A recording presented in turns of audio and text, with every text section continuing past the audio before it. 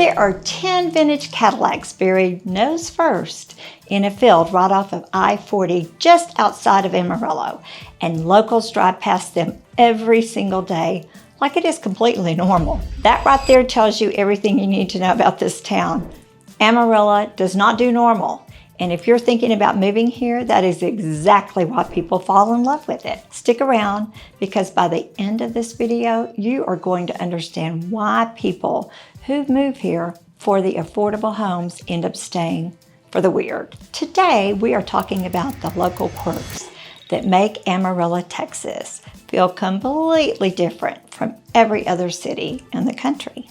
I'm Connie Taylor, and I have spent years helping families buy, sell, and relocate right here in Amarillo. So I know firsthand which of these quirks are just fun stories and which ones actually affect your move. If you're relocating here, buying your first home, downsizing into something smaller, or moving your parents closer to family, these quirks actually shape where you should live, what you should budget for, and what your day-to-day life is going to look like. So whether you are a first-time buyer trying to figure it out if this town fits your personality, or a family comparing Amarillo to 3 other cities on a spreadsheet, this one is for you. I have been helping families buy and sell homes in Amarillo for a long time now.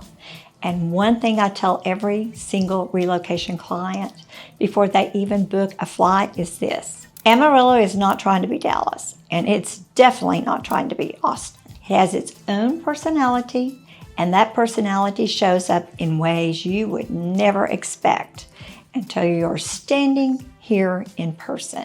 Start with the wind. Amarillo sits up on the high plains of the Texas Panhandle, and at more than 3,500 feet of elevation, and the wind here is not a weather event. It's basically a permanent resident. Locals joke that you can tell which way the wind is blowing by the way the flags are shredded. But here is the practical side of that joke. When you are house hunting, ask about fence conditions, roof age, and whether trees on the lot are established or brand new. Homes with mature windbreaks means rows of older trees actually hold up better and often carry a little more value because shelter from that wind is worth something real here. I remember a client who wanted to buy a property on the outskirts of town so they could have a bit of land. We went to look on a typical Tuesday morning, which means the wind was blowing our hair everywhere, and we were holding onto doors as we opened them. While the clients loved the home, they were shocked at the wind.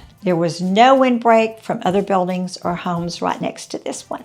When we looked closer to the edge of town, we found smaller lots, but less wind. Ultimately, the decision became whether or not the wind bothered these particular buyers. That is the thing about Amarillo.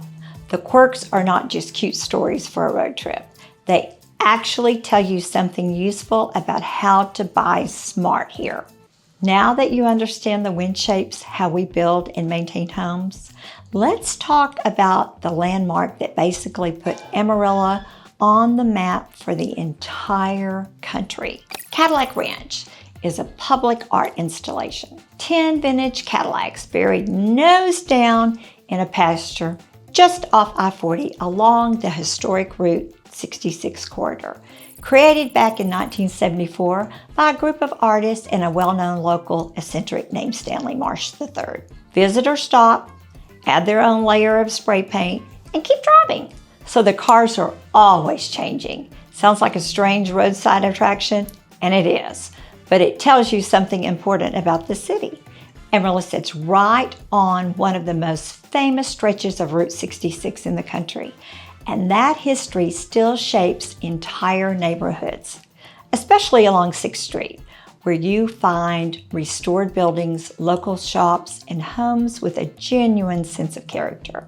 According to the latest census estimates, the Amarillo metro area has continued to grow steadily, and a lot of that growth is tied up to people discovering the city through exactly this kind of tourism, and then realizing how affordable it is to actually live here.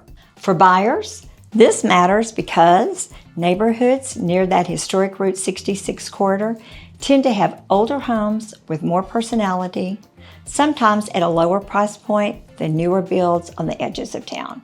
If character and walkability matter to you, that is a corridor worth exploring. If low maintenance matters more, you will likely lean toward newer construction further out, and that is a completely fair choice too. Speaking of things Amarillo is famous for, let's talk about one that involves a 72-ounce steak and a very confident challenge. The Big Texan Steak Ranch has been daring people to eat a 72-ounce steak dinner in under an hour for free since the 1960s. Most people fail, but that big, bold, go big or go home attitude is honestly a pretty good summary of the Amarillo mindset. People here like space, they like value, and they are not interested in paying big city prices for small city living. That attitude shows up directly in the numbers. According to Redfin's latest market data, the median sales price for a home in Amarillo currently sits right around $250,000, which is roughly 40% lower than the national median. Overall cost of living here runs about 18% below the national average. I recently helped a family relocate from Colorado. They had a home that was 2-bedroom, 2-bathroom near downtown Denver. And in today's Denver market, it was going for near $500,000. They learned that for that kind of money here, they could get a 3-bedroom, 2-bath, 2-car garage on an acre with room to breathe. Or they could settle inside the city limits in a high-end home. 4 bedrooms, 2 baths, 2 or 3-car garage in a well-maintained neighborhood. They were shocked at the difference of what they could get, all within 15 to 20 minutes of work, doctors, grocery stores, and shopping. This is exactly why so many families moving here from Dallas, Denver, or out of state end up with more house, a shorter commute, and money left over every month. If you are a single income household trying to make one salary stretch farther, or a first-time buyer worried you cannot afford anything decent, Amarillo's price points is one of the best reasons people relocate here in the first place. So here is where it all connects. The wind shapes how homes are built and maintained. Route 66 history shapes which neighborhoods have character versus which ones are brand new. And that big no-nonsense Amarillo attitude is exactly why home prices here stayed so much more reasonable than most of the country. But there is one more Amarillo quirk coming up that surprises almost every single person who moves here, and it directly affects your first year of home ownership. So stay with me if you're seriously considering a move to Amarillo and trying to compare neighborhoods, price points, and everyday costs. I put together a free relocation guide that lays all of that out in one simple place. You can grab it using the link below, but first, let's get into that quirk that catches almost every newcomer off guard. Amarillo actually calls itself the helium capital of the world because this region sits on top of one of the largest natural helium resources ever discovered. There is even a helium monument outside the Don Harrington Discovery Center, where the columns themselves serve as time capsules. They were sealed back in 1968, and they were set to be opened in stages over the next 1,000 years.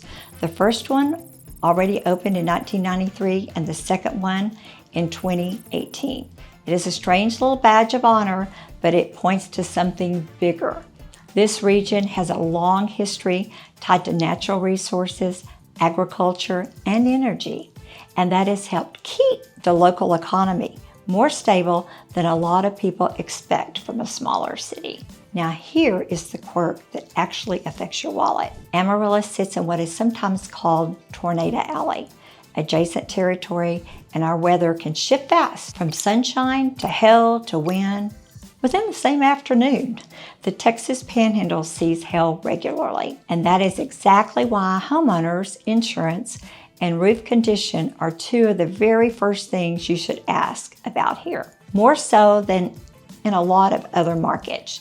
You may see slightly different insurance estimates depending on the company, and that is usually because some policies weigh roof age and hail history differently. The takeaway is simple. Before you fall in love with a house, ask about the roof, ask about the hail damage history, and get an insurance quote early in the process, not after you're already under contract. In our last several transactions, we've run into several roofing issues, roofs with hail damage, and if not hail damage, roofs that are nearing the end of their lifespan due to the wind and the sun constantly beating down on them, or there's fences falling down due to the wind.